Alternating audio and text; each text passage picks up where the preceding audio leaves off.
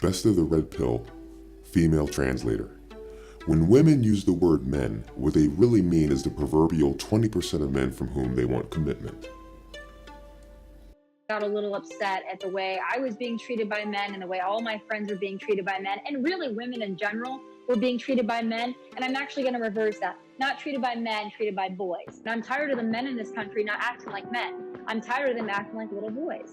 And for me, I won't chase a man. I'm not going to track anybody down because, quite frankly, I don't need to. I call it the pussification of men. Men aren't men anymore. They're little boys. They don't know how to make plans. They don't know how to be good communicators. They don't know what they want, and they act like children.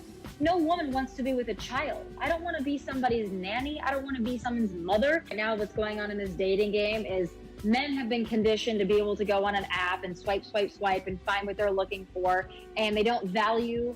A lot of people can't handle strong. In history, men have not reproduced. Only 40% of men have reproduced historically. That's always been the way, where 80% of women have reproduced historically, or 80 to 90%, depends on who you look at. So when women say people, they're really talking about women. In terms of survival, I think that's a complicated one. It varies, I suppose. What do you guys think? I don't think they need attention to survive. Maybe water. But I don't think that's a female thing. I feel like people need attention, right? There's like a load of people that need attention, and they're just needy people. When women say abuse, what they're really saying is when men don't give them what they want or tell them hard truths. People don't tell women the truth these days. Men get told the truth all the time. Women have no problem telling a man, I don't want an average man. It happens every day on my show. TLC said they don't want no scrubs, and we have no problem telling average men, you ain't crap. But if I just happen to have the nerve to agree with a woman that says she's average, then I'm Satan. I think that's interesting. When they use the word responsibility, well, they see that as something that men do, and it's optional for women. Obviously, women earn their own money, and they earn good money nowadays, right? So women have almost, in certain ways, adopted the traditional masculine positions that men have taken historically. But then a lot of women will still say that they don't want to provide for a man. So it's almost like they've taken the position of a man, but they don't want to take the responsibility that comes with that position. On the subject of accountability, women see that as when people get judgy about the choices that they make and the outcomes that they get. Why is it when I talk about accountability with women, the first thing some of y'all say is, why don't you talk about men, about their bodies and their accountability and their sperm? Sis, aren't you the same ones that said that men can't talk about women's bodies and that they have no say in what happens to a woman's body and the decisions that they make for their womb? So how can you, in the same breath, say that you want to hold men accountable for their bodies? See, if the arguments were consistent and women were actually consistent here, then I would have no problem, and that women can talk about women's bodies and men can talk about men's bodies. Y'all want to talk about everyone else's stuff before addressing your own issues. That's the problem. If women held women accountable, we would not be in this situation, okay? Attention is a drug that they constantly crave. Why do you think they cannot put their phone down? I like attention, attention, attention, more attention. Attention now, please. Thank you. Whenever a woman is describing her feelings, she is telling you how she sees the world. It's her reality. Feel like you're not good enough, therefore you're obviously not. You feel jealous, therefore your partner must be cheating on you.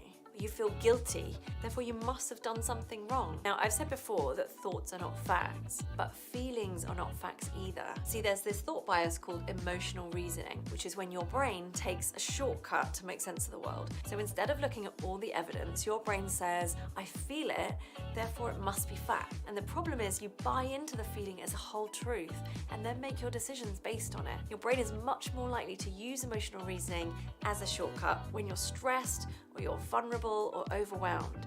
So don't let it go unchecked because it's not helpful and it makes you feel worse. The state of boredom for a woman is basically when there aren't enough feelings for her to feel alive.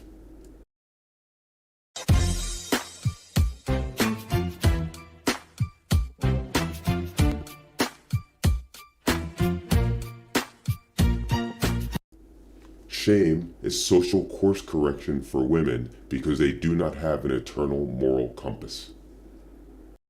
Am I the bad apple for being a bad influence on the kids? There's this fun day fundraiser at my niece's and nephew's school, and my sister's a part of the parents association. A week ago, she asked me to help out with face painting and leading some of the games and activities. She's my sister, so obviously I agreed and even bought and paid for all the paint myself. So the thing about me is I do have a side hustle. It's OnlyFans. I don't advertise it publicly or anything like that. I haven't told many people about it. But today I go to the logistics meeting for the fundraiser and my sister pulled me aside. Apparently, another parent on the association knows about my OnlyFans and told a bunch of the other parents and organizers, and now they have a problem with my involvement on the fundraiser. They're a Christian school and my side hustle goes against their morals, so they say I'm not allowed to help out. They seem to think I'd lead their kids astray into starting their own OnlyFans while playing some running games. For the other 80% of men they're not attracted to, those people are completely useless to women. Alexa, remind me that I don't need a man and men are useless. When should I remind you? Every damn day. On the other hand, any of her male friends are men who give her their utility. Only women, children, and dogs are loved unconditionally. A man is only loved under the condition that he provides something, okay? I once heard my grandmother say, a broke man is like a broke hand. Can't do nothing with it. Whenever a woman's talking about her female friends, she's talking about her competition. These are some signs of some shitty ass friends. And with friends like these, who needs enemies, you know? So cut them off, say goodbye, do what you gotta do, or like time will just do it for you. They don't get happy for you when something good happens to you. It's almost like they get jealous. And like you might even be like, I don't even want to tell you the good news that just happened because I know the reaction is gonna make me feel shit about it. Your friend should be happy for you. Oh my god, did you see the new girl? What new girl? Over there. I think her name's Jenny. Is she pretty? No. What a pity. Let's go see if her daddy's got money. Oh my god, hey, your name's Jenny, right? You could be a model if it weren't for your height. Oh my god, I see it. Don't you though? Wait, really? No, you stupid. Gossip is useful information given through the social structure.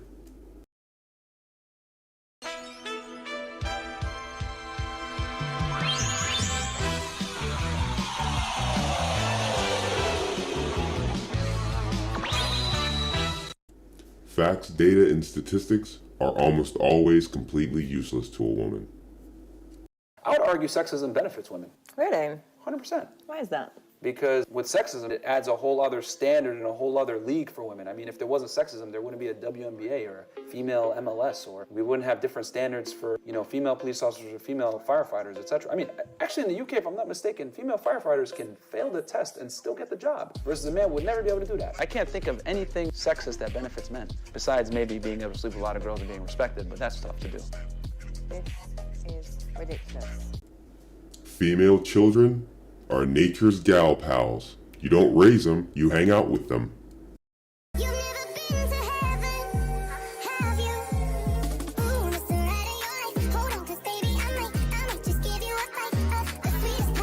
However, male children, those are nature's retirement plans.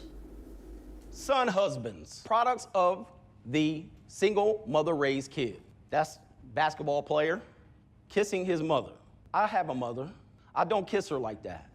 But the son husband is a direct effect of the removal of the masculine man who she could not maintain or chose to turn over his authority to sell you out for nickels and dimes. That community, in particularly 70% or better, he basically is gonna assume the duties of the father who was removed or poorly selected by her. And he's gonna give her all of that masculine energy up until a point. I won't say what else is going on. What she's gonna do, she's gonna keep him close as she would a husband. She's gonna guilt him into supporting her because she highly likely is never gonna get married ever again. But she's gonna guilt him into being that lifelong support as a husband would be. She's basically going to sabotage any connections that man will have at selecting his mate because she knows that is her means of support going forward. Now, marriage is a culturally derived retirement plan.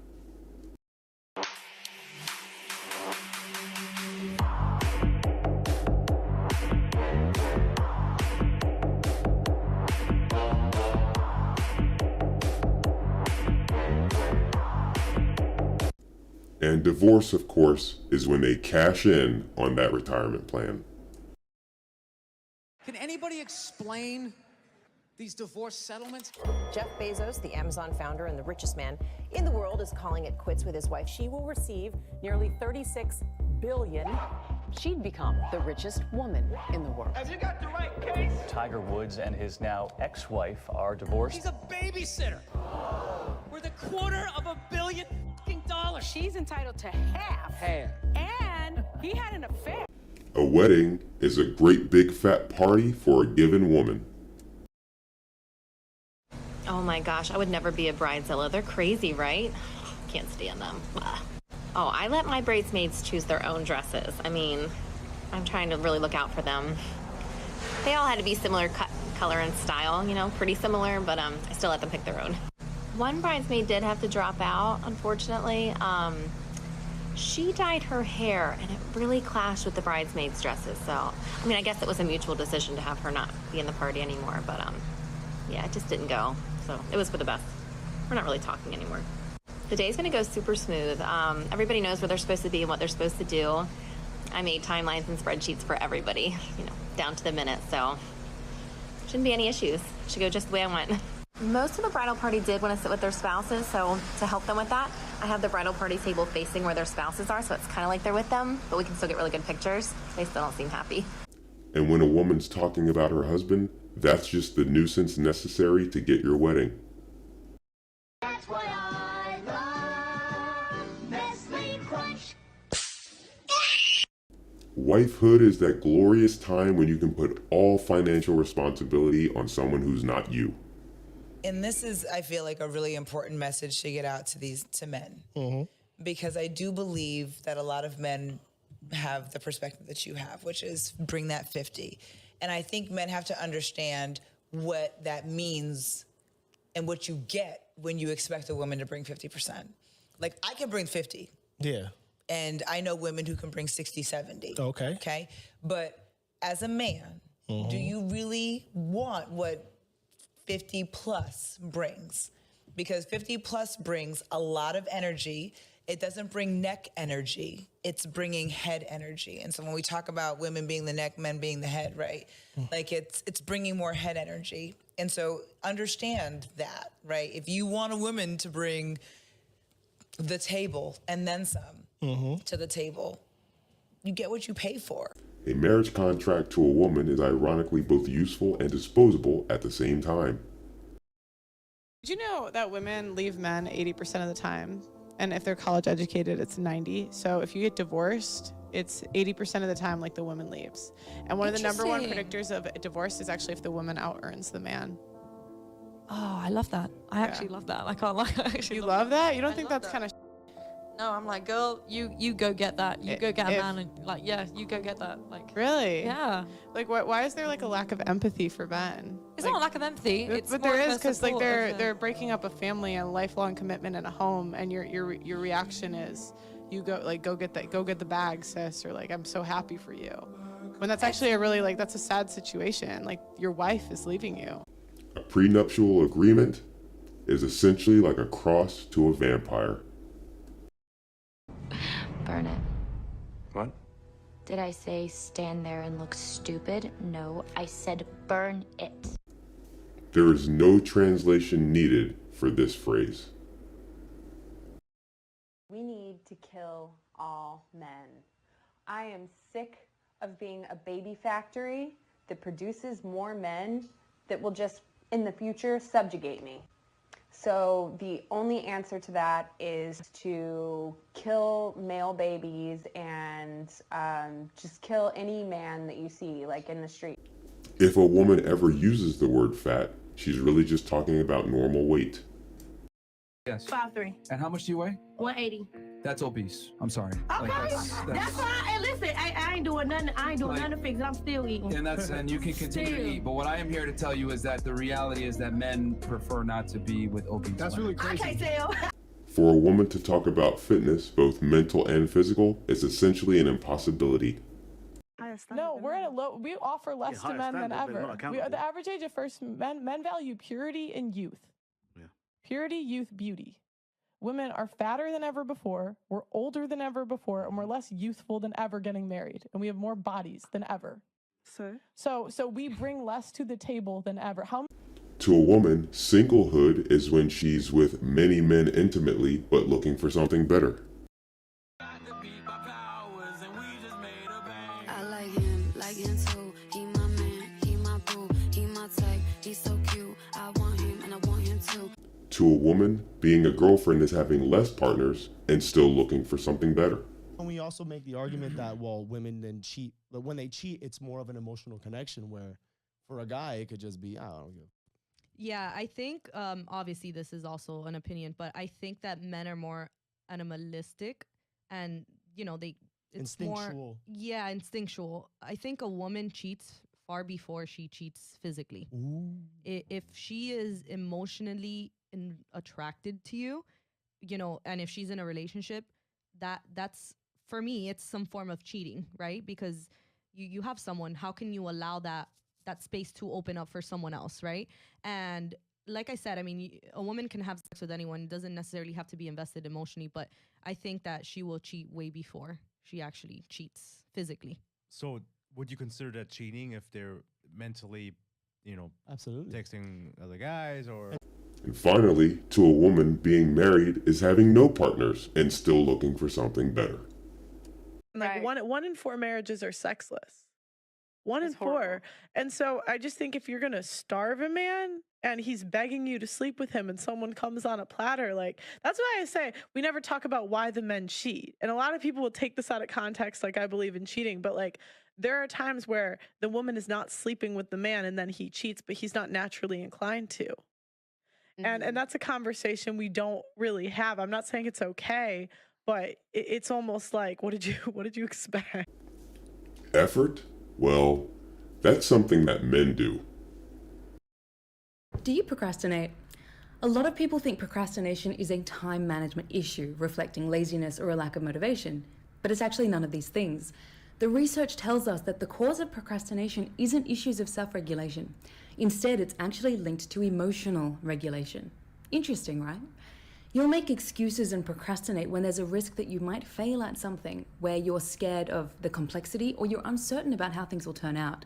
You might even be expending all of your energy doing other things, so when it comes to actually doing the things you need to do, you have no willpower left. This is called decision fatigue. So before you assume you need better time management skills, see if you can solve the emotional foundation of your procrastination first. It might work for you. But if it doesn't, try these two. Have some kind of reward that you'll get once you complete something, and avoid distractions around you. And likewise, hard work, that's something that men do too. What do you do for a living? I don't work. So you're a stay-at-home mom? Mm-hmm. So what do you do during the day? Nothing. You don't want to work? No. So you're just living off of his child support? I am. And we live with our mother. And you're proud of that? Well, we were living with him, and I was a stay-at-home mom. He made the income. Okay. But, I mean... But you can work now, right? I can, but... So, it's no but you can go get a job, right? Insurance. Who covers health insurance? I do. So what I'm going to do is give you credit, actually. So that will slightly bring your child support down. And monthly, yes, slightly. It's still expensive. $1,093 a month. That's it? That's it.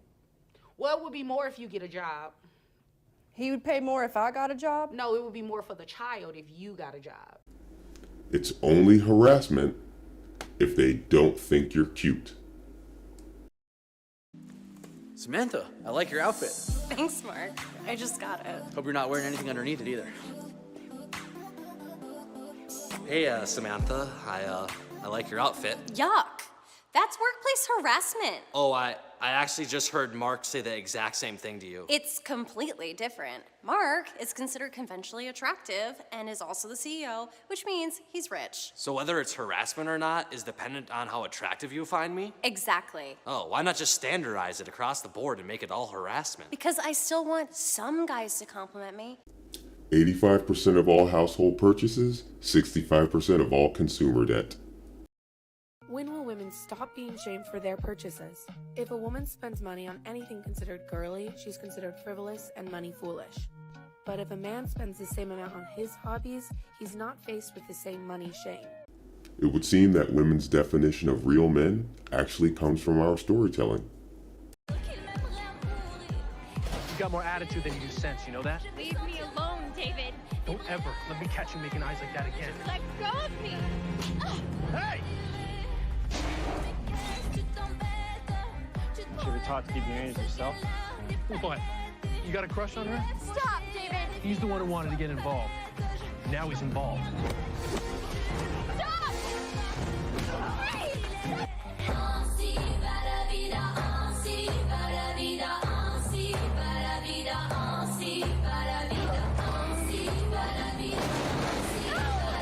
Freak! Don't start a fight you can't finish.